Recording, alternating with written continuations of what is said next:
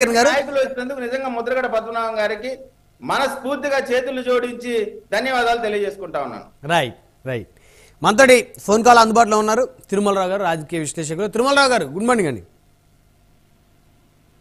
Good morning అండి.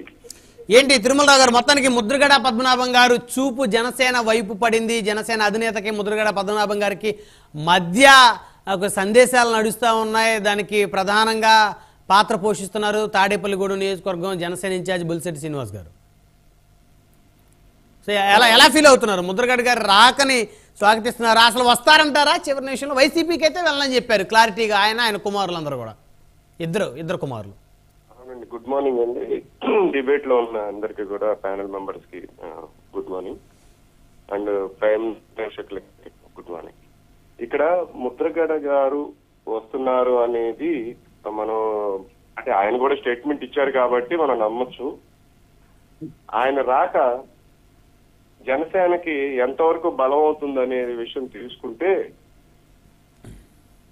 ఇదే జనసేనలో ముద్రగడ గారిని వ్యతిరేకించే వర్గాలు కూడా చాలా ఉన్నాయండి.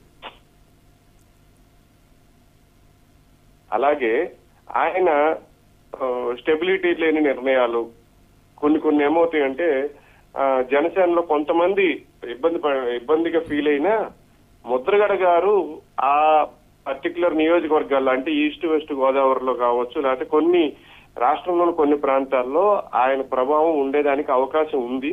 ఆ ప్రయత్నంగా నిజంగానే బొత్స శ్రీనివాస్ గారు ముందుగానే ఇనిషియేట్ తీసుకుని వెళ్లి ఆయనతో సంప్రదింపులు జరపటం, అధినేతతో మాట్లాడించటం వెంటనే జరిగిపోయినాయి. చాలా ఇది ఆహ్వానించదగ్గ విషయం. వాళ్ళ తరపు నుంచి, పొలిటికల్ పార్టీగా వాళ్ళ తరపు నుంచి చేసిన ప్రతి స్టెప్ కూడా మంచిగానే జరిగింది.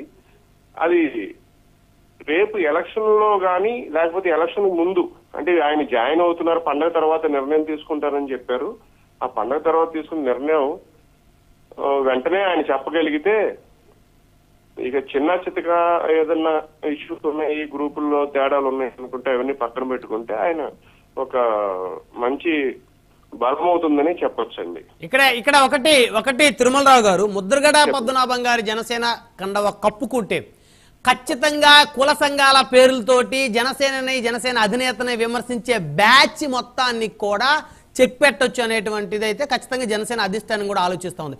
ముక్కు ముఖం తెలియనటువంటి వ్యక్తులు, అంటే తామెవరో తాము ఇంటి పక్కన వారికి కూడా తెలియని వ్యక్తులు కుల సంఘాల పేర్లు పెట్టుకొని, మేము ఈ రాష్ట్రానికి పలాని కాపు నాయకులను పెట్టుకొని జనసేన అధినేతను పదే విమర్శిస్తూ వైసీపీ అధినేత జగన్మోహన్ రెడ్డిని పొగుడుతూ ఉండేటువంటి ఆ మేధావులకి, ఆ నాయకులకి, ఆ తరహా నాయకులందరికీ కూడా ముద్రగడ రాకతో చెక్ పడిద్ది అనేటువంటిది అయితే ఒక ప్రధానంగా ఉంది. అది పార్టీకి 1000 ఏనుగులు బలం ఇస్తుందని.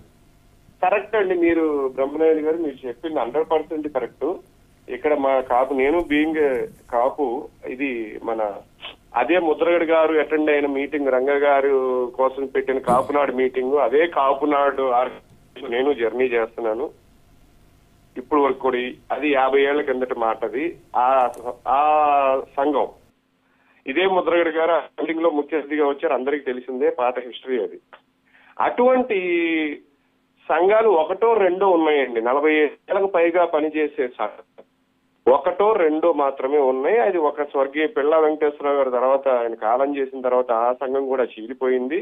ఇప్పుడు ఏకైక సంఘం ఒకటే ఉన్నదయ్యా అంటే, ప్రస్తుతం మిర్యాల వెంకటరావు గారి స్థాపితంగా, లేకపోతే అప్పుడు ముద్రగడ గారు వచ్చి మీటింగ్ చెప్పిన కుల సంఘంగా ఒకటి ఉన్నదండి, కాపు సంఘం. కాపు నాడు ప్రస్తుతం గార్ల సుబ్రహ్మణ్యం గారి ఆధ్వర్యంలో అది నడుస్తుందండి అప్పటి నుంచి. అటువంటి సంఘానికి వ్యతిరేక, ఇప్పుడు వీళ్ళందరూ మీరు అన్నారు చూసారా, ఇంటి పక్కన వాళ్ళు కూడా తెలియదండి, వాళ్ళు నిజంగానే తెలియదండి, వాళ్ళు ఎవరికి తెలియదు. పైగా మీటింగులకు వస్తారు, ఏమేమో మాట్లాడతారు. ఒక పక్కనేమో వచ్చి అబ్బో మనందరం కలిసి పనిచేద్దాం, మన సంఘాలన్నీ చేద్దామంటారు. ఇటువంటి వాళ్ళందరిలో కొంతమంది జనసేన నాయకులతో ఉన్న రిలేషన్స్ దగ్గర పెట్టుకుని వెళ్లి తప్పుడు సమాచారాన్ని జనసేన పార్టీ అధినేతకి చేరవేసిన సందర్భాలు చాలా ఉన్నాయండి.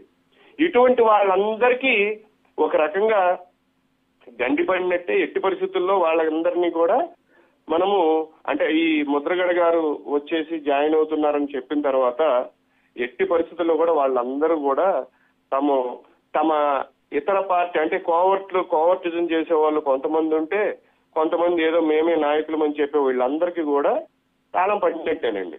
100% తాళం పడినట్టే. ఈ సందర్భంగా నేను ఒకటి ఇక్కడ చెప్పదలుచుకున్నానండి.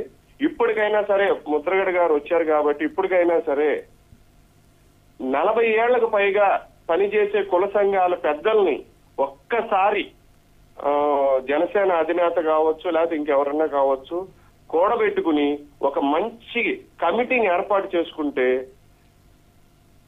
ఎంత బలంగా ఓటింగ్ జరుగుతుంది, ఎంత బలంగా జనసేన ఇంకొంచెం పెరుగుతుంది అనేది నేను చెప్పగలనండి. అవును, right right right. Thank you Tirumalarao garu, phone call అందుబాటులో పెట్టిన. రైట్, డిబేట్ కొనసాగించే ముందు ఒక షార్ట్ బ్రేక్ తీసుకుందాం. బ్రేక్ తర్వాత మళ్ళీ డిబేట్ కంటిన్యూ చేద్దాం.